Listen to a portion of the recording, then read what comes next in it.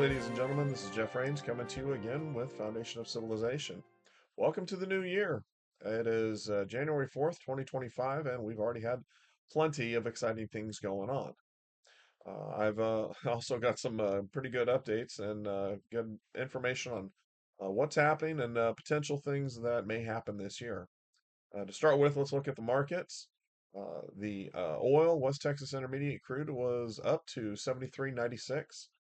Brent North Sea crude was up to 76.51. The OPEC basket was up to 74.93. Gold was down slightly to 26.3840, and silver was up slightly to $29.57. Baltic Dry Goods Exchange remained at 997 this week. Now, an interesting event has happened. Baltic nations, including Finland, Sweden, Norway, and Denmark, are meeting with Poland and the United Kingdom over Russian ships coming out of Saint Petersburg. They're many of these ships are aging. They fail to meet maritime safety requirements and are either uninsured or underinsured. Many of these ships are also part of Russia's shadow fleet that they're using to get Russian oil to markets like India and China. Um, that's banned Russian oil. We have the West, including the United States and NATO, have sanctions on this oil. And this is what they use to continue to fund their economy and the war in Ukraine. Now, many of the maritime safety and insurance requirements are not really required. They're just a good ideas in the event of an incident where the ship has a problem, possibly loses its load or creates an environmental problem. The implications for this meeting reach far beyond the Russian fleet. After the first ship is seized, it will call into question every ship's registration. Many of these registrations are in places like Panama that cannot protect ships registered to it. Very few nations can protect their shipping. Even the few that can are often limited to only regionally protecting ships like China and India. The only nation that can project naval power worldwide is the United States. This could have massive impact on global trade, causing many nations that import their food or grow or their food growing materials to have serious consequences, possibly famines. I tend to believe that businessmen will figure out a way to figure out something uh, that will cause a new means of doing business. Watch for this on the horizon. Global conflict tracker. Wars continue. Ukraine, Russia, Israel, Gaza, Lebanon. Ceasefires that had been negotiated in Middle East have pretty well broken down. Syria continues to, a new government in Syria continues to establish itself. Houthi rebels continue to harass ships as they transit the Red Sea. And although it's kind of quiet at the moment, Iran and the West, including Israel and the United States, are still at war. And China continues to make threats to repatriate Taiwan. Civil wars continue in Sudan and Myanmar, disputes all around the world. In fact, the dispute between Pakistan and Afghanistan continues to erupt. It is Pakistan suggesting that they had killed quite a few Afghan troops. I haven't seen any word yet on Afghan's response yet. China and the South China Sea, uh, well, yeah, that continues to be a challenge. Instability, I only want to worry about a couple of places of note.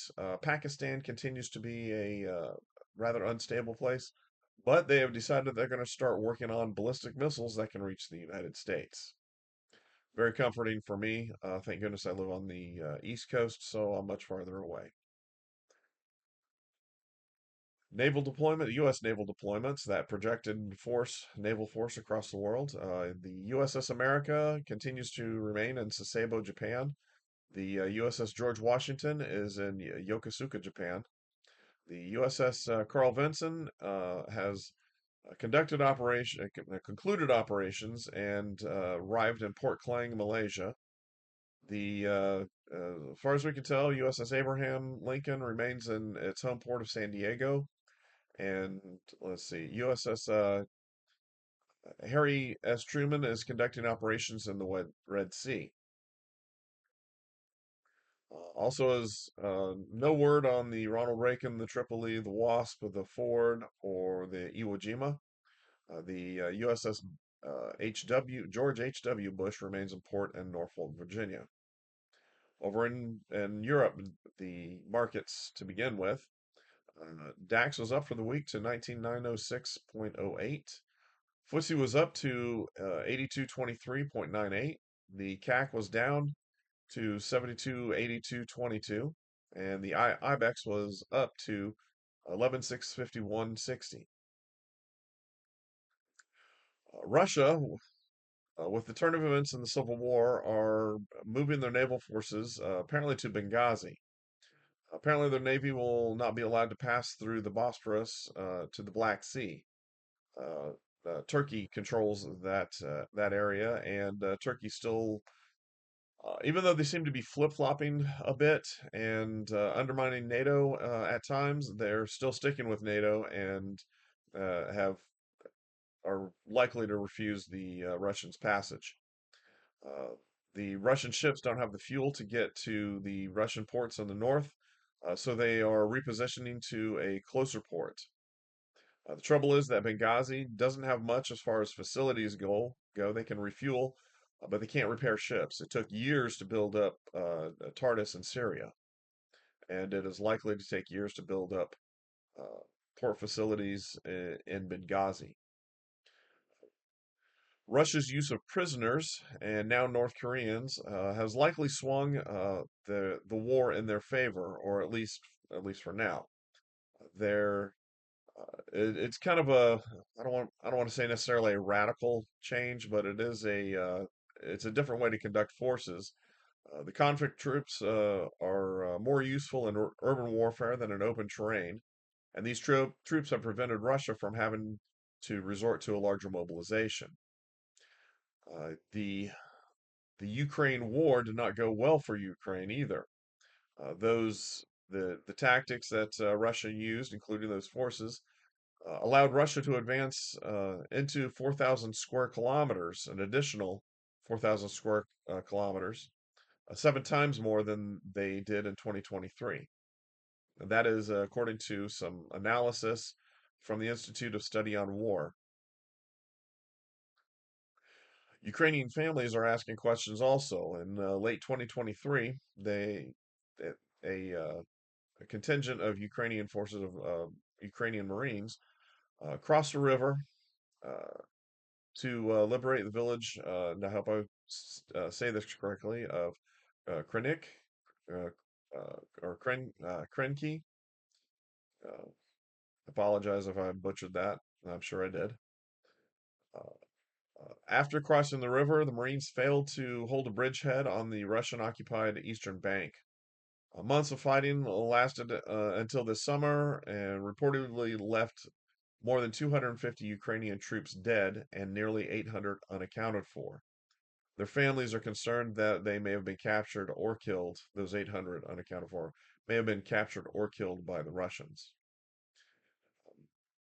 Montenegro suffered a mass shooting event. 12 people died at the hands of the suspected shooter who was identified as Ako Martinovic. He had attempted suicide after a manhunt had been launched and died while being transported to the hospital. In Asia, the markets, the Nikkei was up to 39,894.54. The SSE index was down to 3211.43. Hang Seng index was down to 19,760.27. And the BSE Sensex was up to 79,223.11. The Nifty 50 was up to 24,004.75. China is enhancing its naval capability by unveiling a new amphibious assault ship capable of launching fighter aircraft from its deck. China also flexed its muscle with its South China Sea neighbors, conducting combat readiness patrols around the Shoal last Sunday over the disputed islands. China also sanctioned 7 companies with U.S. military assistance to that were providing U.S. military assistance to Taiwan. The China's readiness patrols appear to be in retaliation to the Philippines uh, purchasing weapon systems from the United States. On December 29th, South Korean plane crashed, leaving 179 dead and only 2 survivors. South Korean authorities are also paving the way to arrest that country's president. Disputes are breaking out with the president's supporters blocking the police from enforcing the court orders to arrest him and to search his residence. In the Middle East, even as talks continue for new ceasefires, Israel continues to conduct airstrikes in Gaza. The latest one apparently killed 14 people a in a home. Additionally, officials are saying that Israel is negotiating a new arms deal with the United States worth an expected $8 billion. In Africa, Ivory Coast has joined a number of African nations to ask French forces to leave the country. The troop removal moves these countries closer to Russia, but also increases their domestic violence and terrorism, the threats of domestic violence and terrorism. 23 Congolese soldiers face the death penalty or prison for alleged desertion and other crimes associated with activities that they were involved in. In the Americas, we've had a lot of activity this past week in the United States. The Dow Jones Industrial Average was down to 42,732.13. The S&P 500 was down to 5942.47, and the Nasdaq was up to 19,621.68. Former U.S. President Jimmy Carter passed away at the age of 100, surrounded by family and friends in his home in Georgia. The It was noted that the FBI found evidence that COVID was a lab leak, but was not allowed to brief the president, according to Jason Bannon, a doctor of microbiology and former senior scientist at the FBI. They knew this initially, and information that I suspected and is being confirmed now.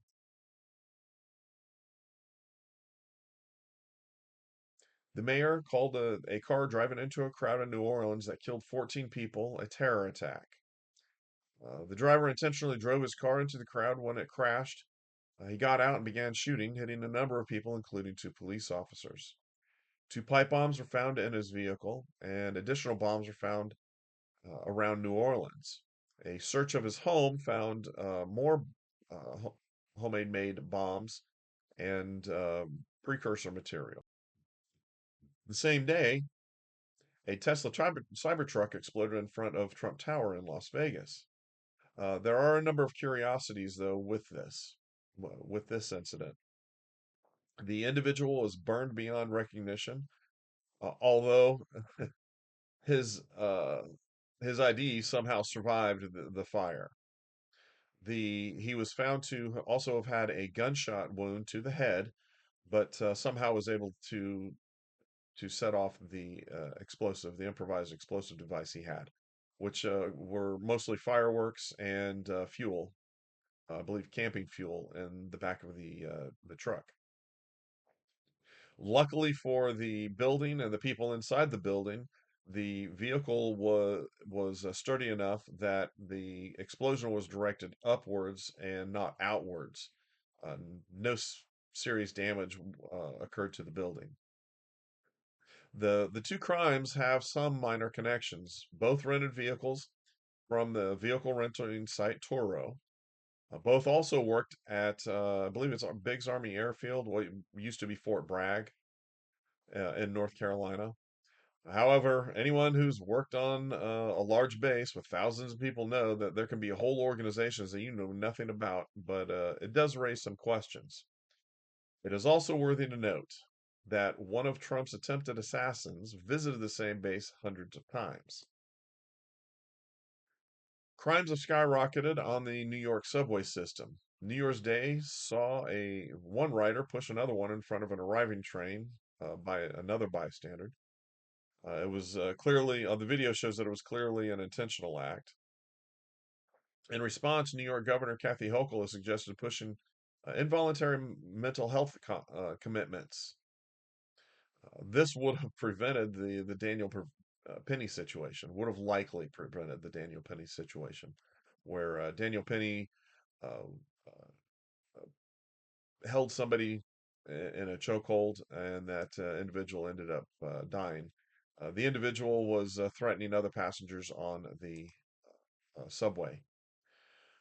In Honolulu, Hawaii, a very serious fireworks accident occurred, killing 3 people and injuring 20. And finally, for this week, a situation to keep your eye on.